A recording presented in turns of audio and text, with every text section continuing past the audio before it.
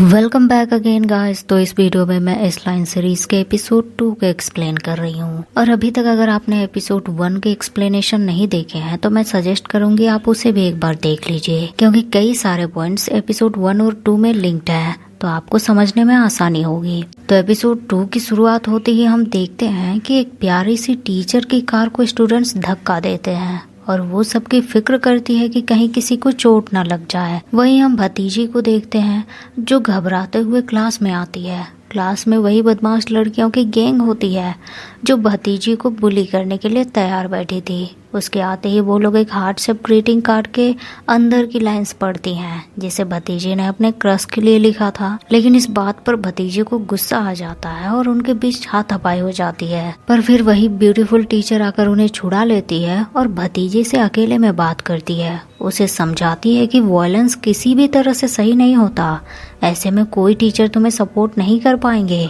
पर भतीजी बोलती है कि उसे उन लड़कियों को मार देने का मन करता है।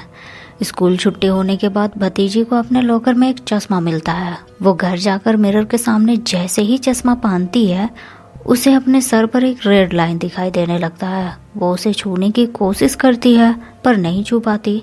तभी चाचा जी घर आते हैं और उन्हें देखते ही भतीजी चीख पड़ती है, क्योंकि चाचा के सर पर वो रेड लाइंस के झाड़ देख लेती है। वो डर के मारे तुरंत घर से बाहर भाग जाती है, लेकिन बाहर आते ही वो सब के सर पर वही रेड लाइन देख सकती थी और लोगों को देखते देखते उसे काफी कुछ समझ आने लगा था कि शायद जो लोग एक दूसरे को डेट करते हैं उन्हें ये रेड लाइन कनेक्ट करती है। और बस भतीजी खुश होती है कि अब उसके पास भी एक पावर आ गई है। अगले दिन वो स्कूल जाती है और सबके सर पर वो रेड लाइन देखती है। तभी जो लड़की उसे बुली करती थी उसके सर का एक रेड लाइन स्टाफ रूम की तरफ जाता दिखाई देता है।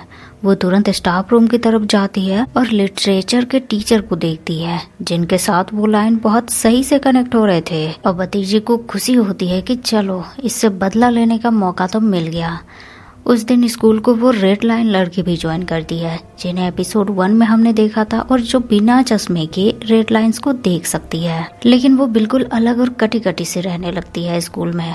वही जिस आदमी को चाचा ने शूट किया था उसे लेकर उन्हें डाउट होने लगता है। वो उसके घर की तलाशी लेने जाते हैं तो पूरे घर में उन्हें दीवार पर रेड लाइंस बने दिखाई देते हैं। ब्यूटीफुल टीचर के बुलाने पर चाचा स्कूल आते हैं। ब्यूटीफुल टीचर चाचा को गलत समझ लेती है।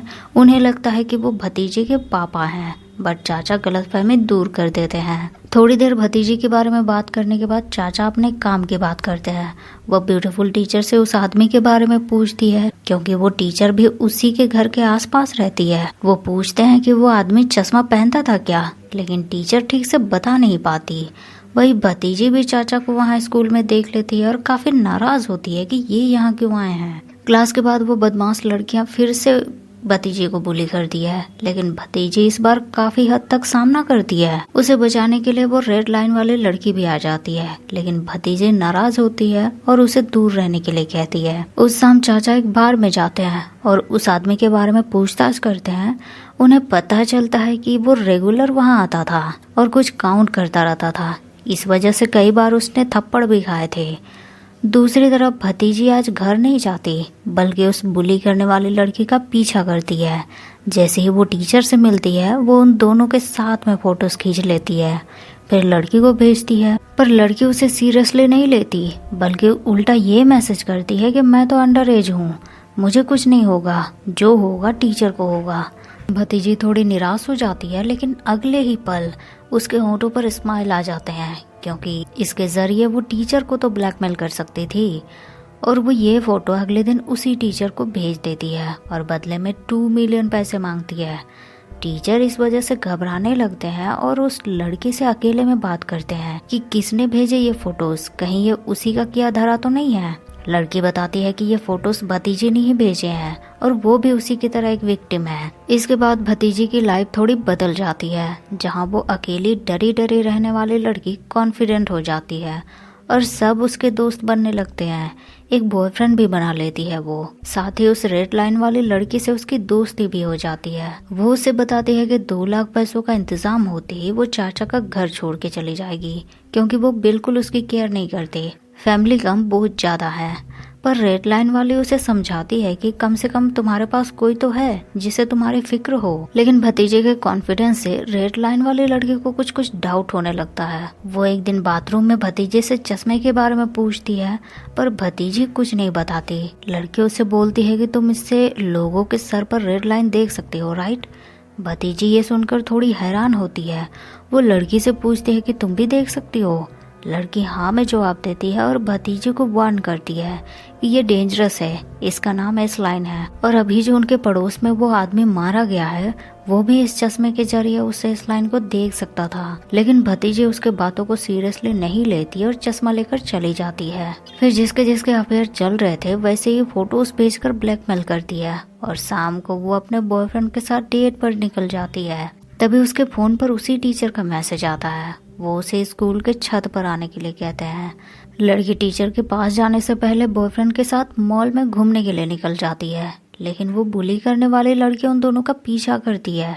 दरअसल उस टाइम बाथरूम में उसने चश्मे के बारे में दोनों की बातें सुन ली थी और चश्मे चुराने के इरादे से भतीजी का पीछा करना शुरू कर दिया था। मौका मिलते ही वो भतीजी का पर्स से चश्मा उठा लेती है। भतीजी को जब पर्स में चश्मा नहीं मिलता तो उसका शक रेड लाइन वाले लड़के पर जाता है। वो उसे कॉल करके बहुत डांटती है, उसे बोलती है कि अभी वो स्कूल जा रही है पर वापस आकर उससे डील करेगी। लेकिन रेड लाइन वाले लड़के को समझ नहीं आता कि अभी इस टाइम वो स्कूल क्यों जा रही है और उसे मामला ठीक नहीं लगता, इसीलिए वो भी स्कूल की तरफ निकल जाती है। वही बुली करने वाली लड़की चश्मा पहनकर भतीजी की तरह सबके सर पर रेड लाइन यानी कि उस एस लाइन को देख सकती थी।